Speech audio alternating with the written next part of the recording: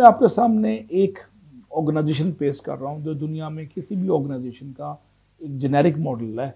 इस मॉडल को देखें तो आपको थोड़ी सी आसानी हो जाएगी। इसमें ऑर्गेनाइजेशन के ऊपर पहली सर्कल में organization could be your organization, it could be PEC, it could be UET, it could be Lahore school of management, any organization. इसमें नियर ऑपरेटिंग एनवायरनमेंट आपको नजर आ रहा है। इसमें पार्टनर हैं, सप्लायर्स हैं, कंपेटिटर्स हैं, क्लाइंट्स हैं और कस्टमर्स हैं, और इन सब को हम कह देते हैं स्टेक होल्डर्स। ये नियर ऑपरेटिंग एनवायरनमेंट है।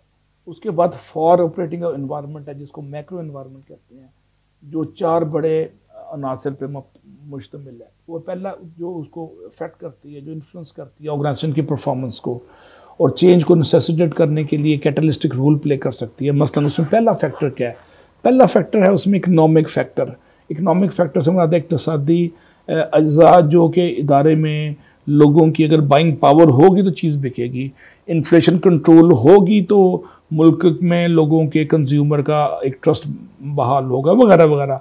तो इकोनॉमिक फैक्टर में रुपये की stability against dollar could be one factor, foreign direct investment could be second factor. उसके बाद इन्फ्लेशन कंट्रोल के साथ साथ आपके जॉब्स एंड अपॉर्चुनिटीज़ का खुलना, ये सारे वो फैक्टर्स हैं जो कि इकोनॉमिक फैक्टर को लीड करते हैं। दूसरा मेन फैक्टर जो आपकी फॉर ऑपरेटिंग एनवायरनमेंट में किसी भी इदारे पे चेंज को नेसेसिटेट करता है, मजबूर करता है, वो है पॉलिटिकल फैक्टर। सियासी तौर पे मसलन 1972 में जुल्फ़िकार अली भुट्टो की गवर्नमेंट जब आई तो उन्होंने पॉलिटिकल फैक्टर था, बैंक भी नेशनलाइज कर लिए, फैक्ट्रियाँ भी नेशनलाइज कर ली बड़ी बड़ी।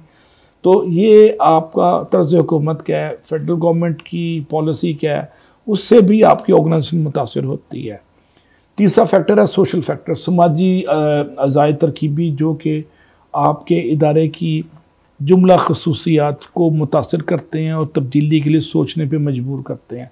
समाजी फैक्टर्स में आपके सामने लोगों के समाजी रवैये हैं, उनकी लाइकिंग डिसलाइकिंग है, उनकी टेस्ट, उनकी इम्प्रेशन, उनकी और साथ साथ उनकी परसेप्शन, उनकी फूड की हैबिट्स, उनका उठना बैठना, नशिस्त व बर्खास्त, एवरीडे लाइफ, सब समाजी इश्यूज़ में आ जाता है। और समाजी फैक्टर्स की वजह से भी बिज़नेस पे इम्पैक्ट आता है। मसलन आज से 40 साल पहले लाहौर में पिज़्ज़ा कोई नहीं खाता था, नान कबाब या मुर्ग चने फॉर एग्जांपल बाज़ार में बिकते थे। अब हर स्ट्रीट पे शवारमा बिक रहा है। ये सोशल फैक्टर्स हैं जो कि आपकी फूड की हैबिट्स की इंडिकेटर देते हैं।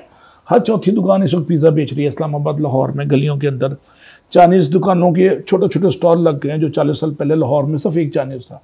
ये सोशल फैक्टर्स हैं कि आपकी हैबिट्स भी चेंज हो रही हैं, जिसकी वजह से आपकी ऑर्गेनाइजेशन का स्ट्रक्चर चेंज हो रहा है और आप मुर्ग चने बेचते बेचते एकदम पिज़्ज़ा पे और शवारमा पे चले जाते हैं। इस तरह चेंज होती हैं समाजी फैक्टर्स। आपकी डिलीवरी के पैटर्न को, आपकी बिजनेस के स्टाइल को और प्रोडक्ट की वैरायटी को और डाइवर्सिटी को भी चेंज कर देते हैं। फिर आखिरी चीज़ है टेक्नोलॉजिकल फैक्टर्स। टेक्नोलॉजी अभी हमने कभी सोचा भी नहीं था इससे 15 साल पहले कि इंजीनियरिंग काउंसिल पूरी दुनिया को वेबिनार पे 2-2, 4-4 घंटे, 6-6 घंटे की ट्रेनिंग देगी। लेकिन टेक्नोलॉजी मैच्योर हुई, अफोर्डेबल हुई, सस्ती हुई, तो अब दुनिया में ये मिरेकल हो रहे हैं। जो पहले मिरेकल लगते थे, अब this is norm, this is everyday life. और ये एक दुनिया में टेक्नोलॉजी ड्रिवन चेंज आ रहा है जिससे बिजनेस भी फ़ायदा ले रहा है। मेरी क्लासें, मेरी खुद अपनी ट्रेनिंग्स घर बैठे बैठे हैं और मैं इनको मैं मैनेज करता हूँ घर बैठे हुए। तो ये दुनिया में एक चेंज ये आ गया है। अब इसके बाद हम थोड़ी सी बात करते हैं फिलॉसफी ऑफ चेंज पे। चेंज एक बड़ा जांगुसल मरहले शौक का नाम है। इसमें बड़ी दुश्वार गुजार रस्तों से गुजरना पड़ता है। जो बंजर ज़मीन है, जिसमें बेयकीनी है, और इसमें कामयाब वही लोग होते हैं जो साहिब यकीन हो, अपनी क़ुव्वत यकीन के साथ और ज़ौक़ यकीन के साथ वो तब्दीली ले आते हैं। मसलन महातीर मोहम्मद के पास ज़ौक़ यकीन था तो क़ुव्वत यकीन था, वो चेंज ले आया और उसने डेवलप कर दिया मलेशिया को। इसी तरह साउथ अफ्रीका में का जो फादर ऑफ द नेशन था नेल्सन मंडेला, उसकी क़ुव्वत यकीन थी और उसने 4 से 6 साल में साउथ कोरिया को आज़ादी के फ़ौरन बाद तरक्की पे रस्ते पे इस्तवार कर दिया। इसी तरह चाइना में 1979 में डेंग ज़ियाओपिंग की लीडरशिप आई और उसने अगले 25-30 साल में slow and steady wins the race के मुताबिक उसने चाइना को एक नई तरक्की की राह पे गामज़न कर दिया। तो पाकिस्तान में भी चेंज की फ़िलासफ़ी को अभी तक समझा नहीं गया, इदारों के अंदर भी, ख़ासतौर पर टेक्निकल इदारों के अंदर। इंजीनियर्स उसको आफ्टर थाट समझते हैं, वो समझते हैं ये कोई अफसानवी चीज़ है, ये किताबी चीज़ है और चेंज सिर्फ बिहेवियर से या इंसानों की सोच से नहीं आता, चेंज सिर्फ आता है मशीनों से या प्रोडक्टिविटी बढ़ाने से। तो मैं आपको छोटी सी मिसाल दूंगा जो आपको स्क्रीन पर नज़र आ रही है। और इस मिसाल में जैसे कि आप देख रहे हैं कि एक आपकी वो है कैटरपिलर, जिसको उर्दू में गालिबन लार्वा टाइप कोई चीज़ कहते हैं। ये घास में और दरख्तों के नीचे छुपता है कि इसको चिड़ियाँ और कौवे या तोते ना खा जाए, और एक जांगुसल मरहले शौक से गुजरता है, दुश्वार तरीन अंधेरे में और उजाला इसको मिलता ही नहीं है। और ये कीड़ा, एक छोटा सा लार्वा, रेंगता वन फाइन मॉर्निंग उसमें से एक सुराख होता है, और सुराख में जोर लगा के तितली बाहर निकल आती है, लार्वे का ढांचा पीछे रह जाता है। और तितली खुशनुमाई और तरक्की और खूबसूरती का सिंबल है। तरक्की के साथ अमन, खूबसूरती, दोस्ती और पायदारी और खुशनुमाई का तस्वुर मलजूम है। तो चेंज का ये प्रोसेस अल्लाह ताला ने एक छोटी सी मिसाल से आपको दिया है। और एक बड़ी मशहूर स्टेटमेंट है एक ग्रीक स्कॉलर की, कहता है कि दुनिया में हर चीज़ में तबद्दुल है, तगय्युर है, चेंज है, लेकिन किस चीज़ में चेंज नहीं है?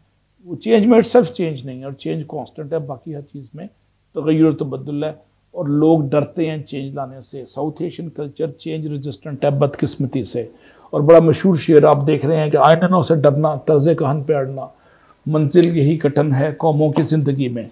ये लामा इकबाल का शेर है। और लामा इकबाल इस शेर में कहते हैं कि पुराने स्टाइल पे अड़ जाना, उस पर अड़े रहना, ज़िद करना कि पुराना तरीका वार था ठीक है, और नई चीज़ों से डरना, ये कौमों की तरक्की में सबसे मुश्किल मरहला यही है, ये सबसे मुश्किल मंजिल यही है।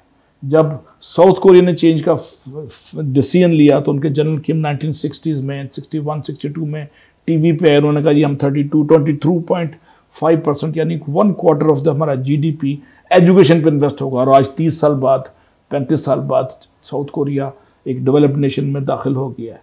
तो चेंज के लिए आपको पहले फैसला करना पड़ता है कि हम अपने रिसोर्सेज, अपनी डायरेक्शन कौन सी रखेंगे, रिसोर्सेज कितने एलोकेट करेंगे, और हमारी तरजीहात का तयन क्या होगा।